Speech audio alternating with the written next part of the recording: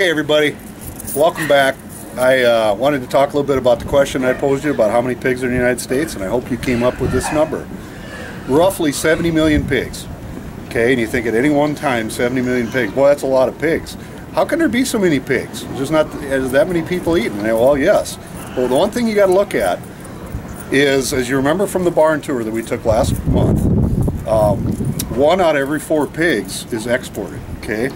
So a quarter of the pigs that I have here are going to go overseas. We ship an awful lot of pigs to Mexico, Japan, China, South Korea, Vietnam. There's pigs going all over the place. And being that big of an exporter really helps our markets a lot. Right now, I think if you're selling a pig for $200, about $70 of that pig is because of the amount of product that we're able to ship overseas. So you got to take that in consideration when you look at numbers, is that it's not all kept here. We're doing a lot of exporting, which is very, very good for our markets. So that's the answer I was looking for.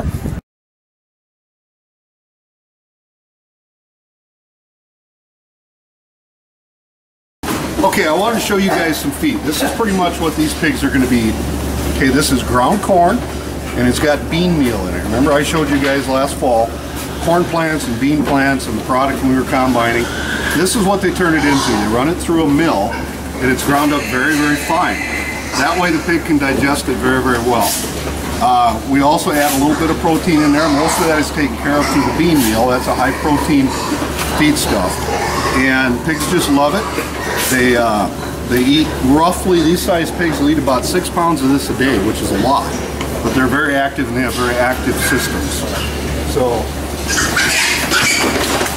that is basically their diet for 6 months.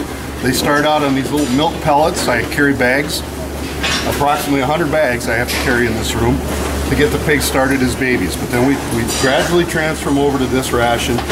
And we're making some changes through the year, but for the most part, that's what they eat. They grow really, really well on it, and they love it. As you can see, they're always working on the feeders as you look down.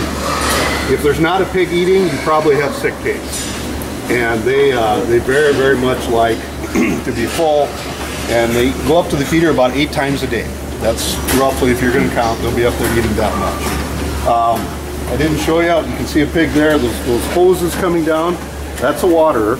It's cup water. It holds a little bit of water in the bottom, but they have to push this little nipple, and then the water sprays out.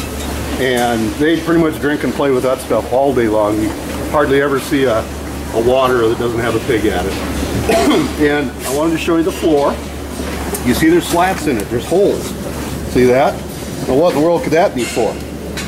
Well, anything that eats poops. Okay? And pees. So what that does, the pigs are walking, they smash it all down, it goes into the basement. I get the privilege of using that product to fertilize my fields. It is a wonderful product, better than anything we can buy. It's all natural, and it helps my crops grow, and then I take my crops, grind them up, and feed them. So it's this cycle, this circle that we do on the farm. And that's really been a bonus for me because it's very, very expensive to buy fertilizer from the fertilizer plants. But this stuff is just a byproduct, so to speak, of feeding hogs. So it's a wonderful product, and I've increased my yields a lot just because this is probably better than what you buy at the fertilizer stores.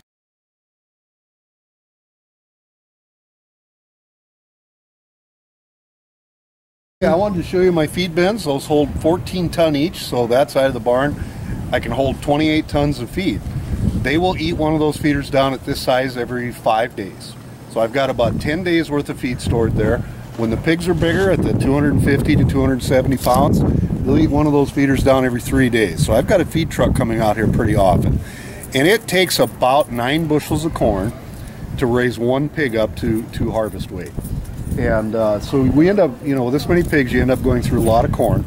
And I kind of want to mention to you, with a lot of corn comes the fact that I finish a little over 5,000 pigs a year out of this facility.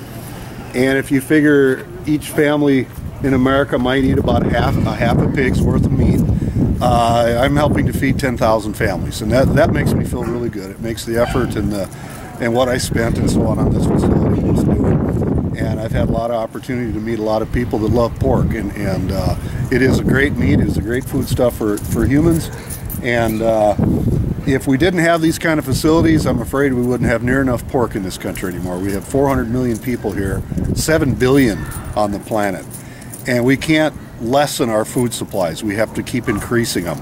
And this is one way to do that. It's very efficient. It's a way for me and my family to have extra money, and it's not any more work than I can't do myself, which makes this a very, very good enterprise for young farmers or anybody that thinks they want to expand into livestock. And with it comes a lot of good friends, a lot of people that you do business with that you normally wouldn't. So you expand a lot. The people that grind my feed and help me with the medicines and buy my hogs and so on and so forth, I wouldn't talk to any of those people if I didn't have this barn. So it's really been a good thing. I am also very, very involved with the South Dakota Pork Producers. That's an association which helps to promote pork and helps to educate not only consumers, people that buy pork, but other farmers and producers like myself. And I was president of that 2 years ago, so that's been a really, really good trip. And currently I'm president of a group called Ag United for South Dakota. You can look these up on the internet if you want.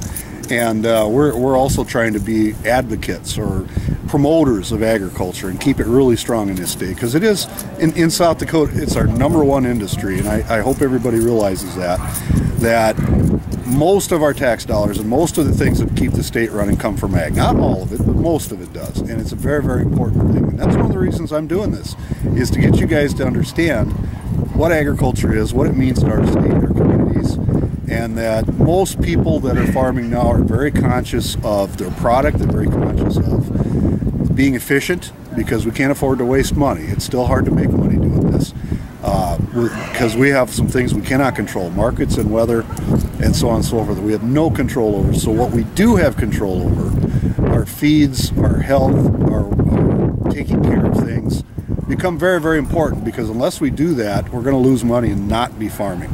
So please know, besides wanting to do very well at these things, we have to protect our environment. Our families live here. We have to be as good as we can at just about everything we do, because it's a long-lasting, long-ranging effects. So it's really been great to talk to you guys again. I am going to be coming to Mitchell on March 15th and visiting that class. So I'm very much looking forward to that.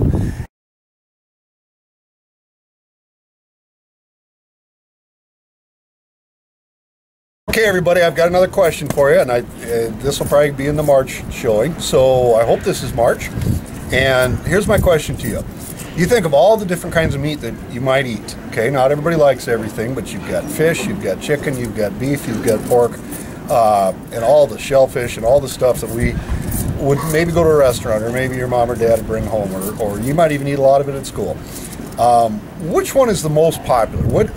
Which meat is eaten the most of all across our whole planet? And I want you guys to look into that and figure out what is the highest eaten meat product in the world. So you guys look that up, see what you come up with.